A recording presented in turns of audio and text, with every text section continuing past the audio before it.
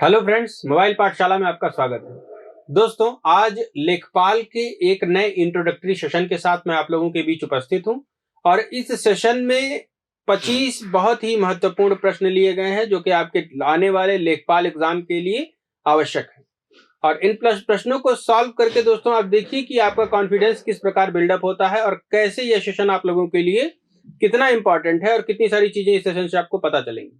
तो दोस्तों, सेशन में आगे बढ़ने से पहले मैं आपसे रिक्वेस्ट करना चाहूंगा कि आप हमारे चैनल को कृपया लाइक, शेयर और सब्सक्राइब करें। साथ ही साथ समय पर नोटिफिकेशंस प्राप्त करने के लिए बेल आइकन भी अवश्य दबाएं। तो सेशन में आगे बढ़ते हैं। देखिए दोस्तों, पहला प्रश्न है कि आर्यों की भाषा कौन सी थी। तो दोस्तों, आप लोगों ने सुना होगा आर्यन इन्वेजन थ्योरी। यह एक थ्योरी थी, पहले पढ़ाई जाती थी और इस थ्योरी को बहुत ज्यादा चैलेंज भी किया जाता है। खैर, देखते हैं कि आर्यों की भाषा कौन थी। तो आर्यों की भाषा थी दोस्तों संस्कृत। याद रखेंगे, आर्यों की भाषा संस्कृत। ठीक है। हिंदी भी क्या है दोस्तों, एक तरह से संस्कृत का अपभ्रंश होते होते और कई सारी अन्य भाषाओं का सम्मिश्रण होने से हिंदी भाषा बनी है। बंगाली, पंजाबी। तो अब लिपि की बात कर लेते हैं। तो देवनागरी लिपि में लिखा जाता है संस्कृत, हिंदी और बंगाली भी, जबकि पंजाबी गुरुमुखी लिपि में लिखा जाता है। ठीक है। तो लिपियां भी इस प्रकार से आपको याद रखनी। चलिए, कारगिल का युद्ध किस वर्ष लड़ा गया। तो दोस्तों, कारगिल का युद्ध सन 1999 में हुआ था और इसमें क्या हुआ था कि सर्दी के मौसम में बहुत सारे सैनिक भारत और पाकिस्तान दोनों क्या करते थे, सीमा से वापस बुला लेते थे कि ठीक है, खाली कर दो, कोई जरूरत नहीं है वहां पे। ठीक है। बहुत ज्यादा सर्द स्थान था वो। तो हुआ ये कि इन लोगों ने क्या किया, पाकिस्तान ने, कि इन्होंने कि भारत के कुछ एरिया को कब्जा कर लिया और कब्जा करने के बाद वहां अपनी छोटी छोटी छावनियां बना ली और छावनियां बनाने के बाद वहां पे अपने सैनिकों को और साथ ही साथ कुछ आतंकवादियों को बिठा दिया ला करके, और फिर पूरी तरह से बेशर्मी के साथ डिनाई करने लगे कि हमारा बिल्कुल भी इसमें रोल नहीं है। यहाँ पे जो लोग भी घुसे हैं वो क्या है, नॉन स्टेट एक्टर्स हैं, यानी कि आतंकवादी।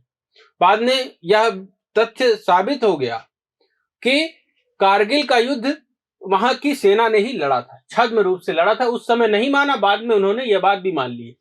तो कारगिल का युद्ध किस वर्ष लड़ा गया है, तो 1999 में कारगिल का युद्ध लड़ा गया। ठीक है। वाजपेयी जी की उस समय सरकार थी।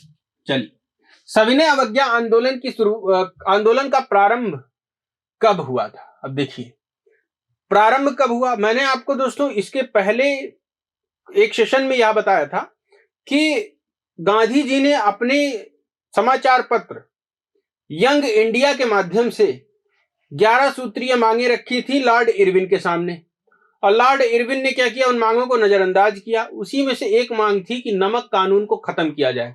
नमक कानून को खत्म नहीं किया गया। गांधी जी ने क्या कहा, सविनय अवज्ञा की हम शुरुआत करेंगे और इसमें हम क्या करेंगे, ब्रिटिश सरकार के दमनकारी कानूनों को तोड़ेंगे और अहिंसक तरीके से प्रदर्शन करेंगे, कानूनों को तोड़ेंगे। कोई भी कानून वो इंप्लीमेंट करेंगे उसको हम पूरी तरह से नकार देंगे, बिल्कुल नहीं मानेंगे, उनका सरेआम उल्लंघन करेंगे, वो हमें जेल में डालेंगे, हम प्रतिकार नहीं करेंगे, जैसे बाहर आएंगे फिर से कानून तोड़ेंगे। ठीक है।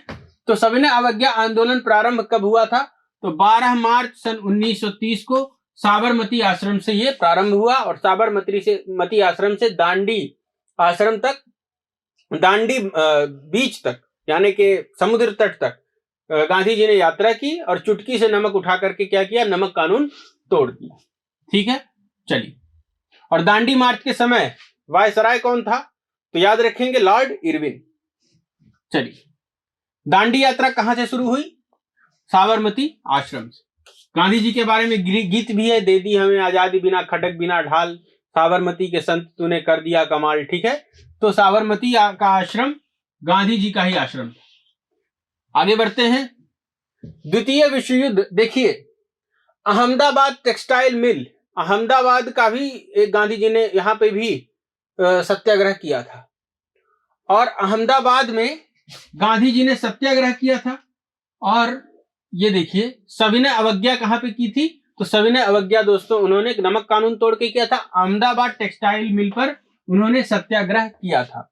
और सत्याग्रह दोस्तों उन्होंने वर्कर्स के वेजेस को, यानी कि उनकी तनख्वाह को बढ़ाने के लिए किया और यहां पर ही पहली बार उन्होंने भूख हड़ताल भी की।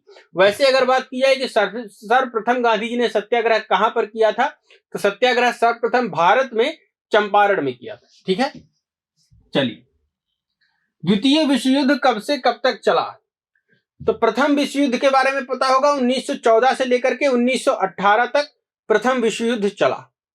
प्रथम विश्व युद्ध के बहुत सारे कारण थे, उसमें जर्मनी का एकीकरण, बिस्मार्क ने जर्मनी का एकीकरण किया। बाद में क्या हुआ था कि ऑस्ट्रिया का साम्राज्य जो था उसके राजा की हत्या कर दी गई थी, और हत्या की वजह से क्या हुआ कि यह विश्व युद्ध उस तत्कालीन कारण से शुरू हो गया था। खैर अलग अलग गुट पहले से ही बन चुके थे। ठीक है, तो द्वितीय विश्व युद्ध कब शुरू हुआ? द्वितीय विश्व युद्ध शुरू हुआ था दोस्तों जब हिटलर ने पोलैंड पर आक्रमण करके उस पर कब्जा कर लिया था, तो वहीं से द्वितीय विश्व युद्ध की शुरुआत हो जाती है, जो कि 1939 से लेकर के 1945 तक चला। ठीक है, चलिए पाक जल संधि किन दो देशों को जोड़ती है? तो पाक जल संधि किन दो देशों को जोड़ती है दोस्तों? भारत और चीन, भारत श्रीलंका, भारत नेपाल, या भारत बांग्लादेश।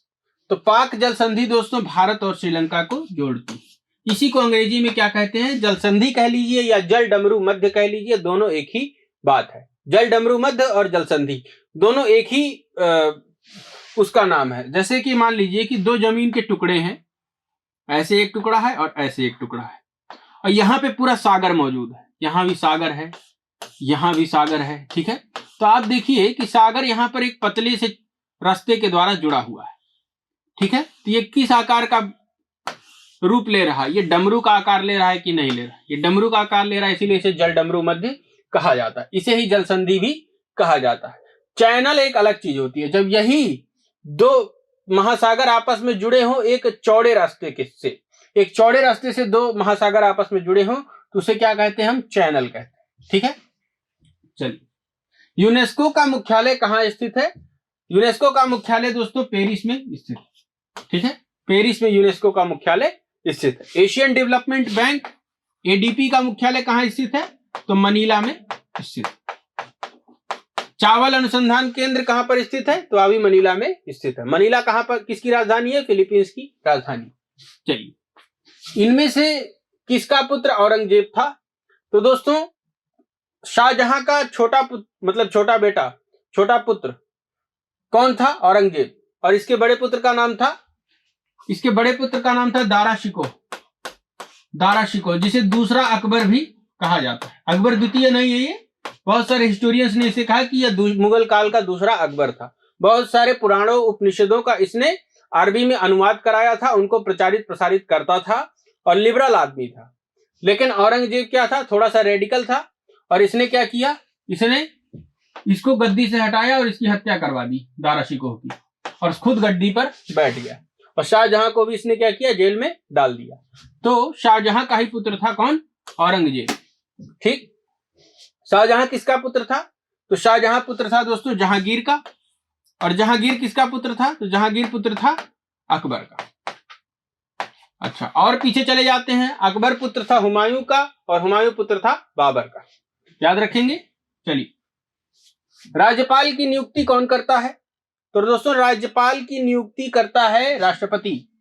राष्ट्रपति ही राज्यपाल की नियुक्ति करता है। राज्यपाल का चुनाव नहीं होता, राज्यपाल की क्या होती है? नियुक्ति ही होती। तो दोस्तों बढ़ते हैं अगले प्रश्न की तरफ। सोजे वतन पुस्तक के लेखक कौन है? महादेवी वर्मा, प्रेमचंद, सुमित्रा नंदन पंत, सूर्यकांत त्रिपाठी निराला। तो दोस्तों महादेवी वर्मा और सुमित्रा नंदन पंत, साथ ही साथ जयशंकर प्रसाद, ये तीनों के तीनों छायावादी कवि थे। याद रखेंगे। सोजे वतन पुस्तक के लेखक, जिन्हें कलम का सिपाही भी कहा जाता था, तो दोस्तों प्रेमचंद ने इसकी रचना की थी। और साथ ही साथ गोदान नाम के उपन्यास की रचना भी इन्होंने ही की थी। कायाकल्प नाम के उपन्यास की रचना भी इन्होंने ही की। चलिए निम्नलिखित में से कौन सुमेलित नहीं है? अच्छा, मानसरोवर इनका कथा संग्रह है। ठीक है, प्रेमचंद का कथा संग्रह कौन सा है? मानसरोवर। निम्नलिखित में से कौन सुमेलित नहीं है? शिव समुद्रम प्रपात कावेरी, जी बिल्कुल ठीक है। धुआंधार प्रपात नर्मदा, यह भी ठीक है। सहस्त्रधारा प्रपात बाल्दी, यह भी ठीक है। दोस्तों गारसोपा प्रपात कावेरी नदी पर नहीं स्थित है। गारसोपा प्रपात जोग जलप्रपात को कहते हैं। ठीक है, तो ऑप्शन डी इसका सही जवाब हो जाएगा, यही सही सुमेलित नहीं है। प्रसिद्ध साहित्यकार विजयदान देथा किस भाषा के रचनाकार हैं? तो दोस्तों विजयदान देथा राजस्थानी भाषा के एक प्रसिद्ध साहित्यकार है, प्रसिद्ध रचनाकार है। ठीक है, चलिए। हुंडरू जलप्रपात निर्मित है किस नदी पर? किस नदी पर स्थित है? तो स्वर्ण रेखा नदी पर, कावेरी नदी पर, इंद्रावती पर या नर्मदा नदी पर? दोस्तों स्वर्ण रेखा नदी जो कि बंगाल में बहती है उसी पर हुंडरू जलप्रपात स्थित है। ठीक। निम्नलिखित में से किसका मूल प्राकृत भाषा नहीं है? तो प्राकृत भाषा किस भाषा का मूल नहीं है? पाली का मूल है अपभ्रंश, संस्कृत का मूल नहीं है, आर्धमागधी का मूल नहीं है। दोस्तों संस्कृत ही पाली का मूल है। पाली का मूल संस्कृत पाली भाषा का संस्कृत मूल है, प्राकृत भाषा का भी संस्कृत ही मूल है। ठीक है, तो प्राकृत भाषा संस्कृत की मूल नहीं हो सकती, संस्कृत प्राकृत भाषा का मूल। ऑप्शन सी सही जवाब हो जाएगा। चलिए 15वें प्रश्न पर आ जाते हैं। सूरत किस नदी के तट पर स्थित है? दोस्तों सूरत स्थित है तापी नदी के तट पर। सूरत नाम का नगर स्थित है तापी नदी के तट पर। चलिए, झंडा गीत किसने लिखा है? दोस्तों झंडा गीत लिखा है श्यामलाल गुप्त पार्षद ने। बंकिम चंद्र चटर्जी ने क्या लिखा है दोस्तों? राष्ट्रगीत लिखा है, राष्ट्रगीत। राष्ट्रगीत किसने लिखा है? वंदे मातरम, बंकिम चंद्र चट्टोपाध्याय या बंकिम चंद्र चटर्जी। रविन्द्रनाथ टैगोर ने क्या लिखा है? राष्ट्रगान लिखा है। ठीक है, यह सब याद रखेंगे जितने भी तथ्य हैं। आगे बढ़ते हैं। गोरमुगांव बंदरगाह कहाँ स्थित है? दोस्तों गोरमुगांव बंदरगाह या गोरमुगांव बीच दोनों के दोनों स्थल गोवा में स्थित। सूरसागर क्या है? तानसेन द्वारा रचित समगीत पर मध्यकालीन प्रबंध, सूरदास की काव्य रचना, बहादुर शाह जफर की स्मृतियां या उपरोक्त में से कोई नहीं। तो दोस्तों सूरदास की काव्य रचना ही सूरसागर नाम से प्रसिद्ध। ठीक है, चलिए आगे बढ़ते हैं दोस्तों 19वें प्रश्न की तरफ। सबसे तेज कंप्यूटर कौन सा होता है? Mini computer, micro computer, main frame computer या सुपर कंप्यूटर? वैसे हम लोग जो कंप्यूटर यूज करते हैं सामान्यतः वो कैसा कंप्यूटर होता है? वो होता है पर्सनल कंप्यूटर। मिनी कंप्यूटर क्या होता है दोस्तों? मिनी कंप्यूटर यूज होता है बड़े बड़े ऑफिसेस में, तो थोड़ा सा पर्सनल कंप्यूटर से ज्यादा पावरफुल होता है ये। सुपर कंप्यूटर क्या होता है? सबसे पावरफुल होता है, बड़ी बड़ी गणनाएं करने में सक्षम होता है ये कंप्यूटर। ठीक है, भारत का पहला सुपर कंप्यूटर कौन सा था? परम। चलिए, निम्नलिखित में से किसने सुबह आजादी नामक कविता लिखी? तो सुबह आजादी ये एक उर्दू की कविता थी और यह लिखी गई थी फैज अहमद फैज के द्वारा। ठीक है, फैज अहमद फैज ने क्या कौन सी कविता लिखी थी? सुबह आजादी। ठीक, और सारे जहां से अच्छा हिंदुस्तान हमारा, यह गीत किसने लिखा था? तो यह गीत लिखा था मोहम्मद इकबाल ने, या अल्लामा इकबाल के नाम से भी ये जाने जाते हैं। मौलाना अबुल कलाम आजाद कौन थे? तो यह दोस्तों एक प्रखर स्वतंत्रता सेनानी थे जिन्होंने पाकिस्तान विभाजन का बहुत विरोध किया और बाद में इन्हें भारत का पहला शिक्षा मंत्री भी बनाया गया था। चलिए, सबसे बड़ी मानव कोशिका कौन सी है? तो दोस्तों सबसे बड़ी मानव कोशिका है ओवम, यानी कि डिम। ठीक है, और सबसे लंबी मानव कोशिका कौन सी है? तो याद रखेंगे न्यूरॉन। पुस्तक भारत की दूसरी स्वतंत्रता के लेखक हैं। तो पहली स्वतंत्रता तो 1947 में प्राप्त हो गई। बाद में क्या हुआ था कि आपातकाल लग गया था, एक समय ऐसा था देश में, तो लोकनायक जयप्रकाश नारायण के नेतृत्व में एक बड़ा ही व्यापक आंदोलन चला था। इन्होंने ही नारा दिया था कि कुर्सी छोड़ो जनता आती है। तो जयप्रकाश नारायण का ही आंदोलन था वो। और दोस्तों जब इमरजेंसी लगी थी तो उसी के विरोध में जयप्रकाश नारायण एक बहुत बड़े नेता के रूप में उठ खड़े हुए थे। इन्हें लोकनायक की उपाधि दी गई थी और बाद में इनको भारत रत्न से भी सम्मानित किया गया था। तो ऑप्शन बी इसका सही जवाब हो जाएगा। ठीक है, 23वें प्रश्न पर आते हैं। हार्मोन डैश द्वारा निर्मित होते हैं। किसके द्वारा निर्मित होते हैं? Pituitary gland. दोस्तों पिट्यूटरी ग्रंथि हार्मोन तो बनाती है। हाइपोथैलेमस भी हार्मोन बनाता है, लेकिन क्या सारे हार्मोन बना लेता? नहीं। ऐसे ही पिट्यूटरी ग्रंथि भी सारे हार्मोन निर्मित नहीं कर पाती। तो अंतःस्रावी ग्रंथियां, अब इसमें जितनी भी ग्रंथियां लिखी हुई हैं सारी की सारी क्या है? अंतःस्रावी है। पिट्यूटरी भी अंतःस्रावी है जिसे पीयूष ग्रंथि कहते हैं। हाइपोथैलेमस भी अंतःस्रावी है। अग्नाशय यानी कि पैंक्रियास भी अंतःस्रावी ग्रंथि है। इंडोक्राइन ग्लैंड है। तो ऑप्शन सी सही हो जाएगा।